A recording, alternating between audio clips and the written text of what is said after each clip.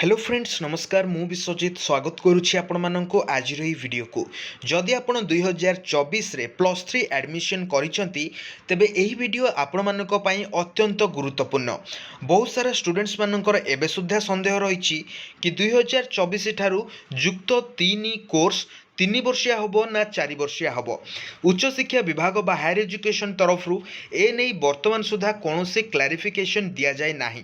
तेबे जातीय शिक्षा नीति बा नेशनल एजुकेशन पॉलिसी 2020 ओडिशा रे केबे लागू होबो ए नहीं उच्च शिक्षा मंत्री सूर्यवंशी सूरज को अध्यक्षतार एक बैठक बसीथिला।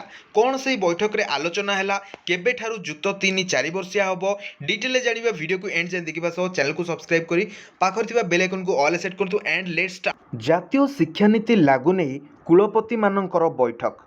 जातीय शिक्षा नीति एनईपी 2020 लागू नहीं सरकारी विश्वविद्यालय कुलपति मानकु नहीं एक गुरुत्वपूर्ण बैठक अनुष्ठित होईछि। उच्च शिक्षा मंत्री सूर्यवंशी सूरज को अध्यक्षतार गतकाली अनुष्ठित बैठक रे मुख्य शासन सचिव मनोज आहूजा, उन्नयन कमिशनर तथा अतिरिक्त मुख्य शासन सचिव अनु गर्ग, ओडिशा राज्य उच्च शिक्षा परिषदर कार्यनिर्वाही सदस्य प्रोफेसर सुस्मित प्रसाद पाणी, प्रोफेसर अतनुपति प्रमुख सामिल थिले। मंत्री श्री सूरज कहिले एनईपी लागू करने विश्वविद्यालय गुड़िक पक्षरु जो पदक्षेप निया जायछि ताहा प्रशंसनीय। एथिरो आपण माने स्पष्ट भाव जानिपारुथिबे एबे सुधा आपणकर +3 3 वर्षिया हेकी अछि एनईपी लागू हेले ही 4 वर्षिया हबो एवं जहा कि सुना जाउथिला कि ए वर्ष ठारू आपणकर 4 वर्षिया करा जिवो तो करा जाई पारे मध्य। तो सेटा केमती हबो नेक्स्ट आमे जानिबा। आसंता 3 सप्ताह मध्यरे ए संपर्क रे शीर्ष स्तर रे आलोचना करा जिबा नै खूब शीघ्र राज्य रे लागू करा जिवो बोली आशा व्यक्त करिथिले।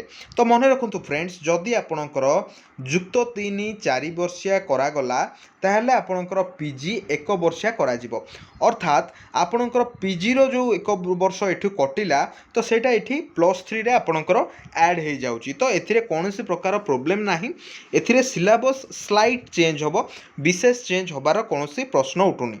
बैठक रे होइथिबा आलोचना अनुसार विश्वविद्यालय अनुदान आयोग बा यूनिवर्सिटी ग्रांट्स कमिशन द्वारा डिसेम्बर रे स्नातक पूर्व पाठ्यक्रम पई एक विस्तृत ढांचा प्रकाश करा जायथिला जेउथिरे पाठ्यक्रम और छात्र छात्रींकर कार्य और प्रयास को मापिबा मूल्यांकन करबा को क्रेडिट व्यवस्था आवश्यकता विषय उल्लेख रही।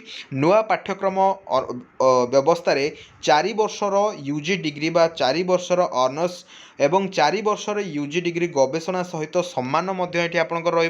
तेबे जदि युक्त 3 एही वर्ष आपनकर 4 वर्ष करा जाउची तेबे आपनकर जो थर्ड ईयर टी रही से थर्ड ईयर टी प्राय तो सेम रहिबो एवं आपनकर जो फोर्थ ईयर रही से फोर्थ ईयर रे आपनकर स्लाइड चेंजेस आसीबो काहेकि पीजी पाठ्यक्रम से किसी निश्चित रूपे आपनकर ऐड होबो जहाँकि जदि आपण नेक्स्ट पीजी करती ताहले आपन को केवल आउ गोटे वर्ष पीजी करने को पड़ो।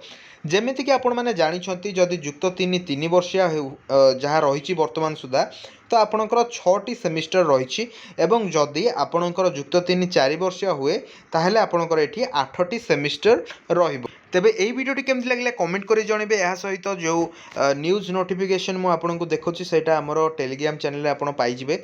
वीडियो को एंड जाय देखथिबारु धन्यवाद। Thank you.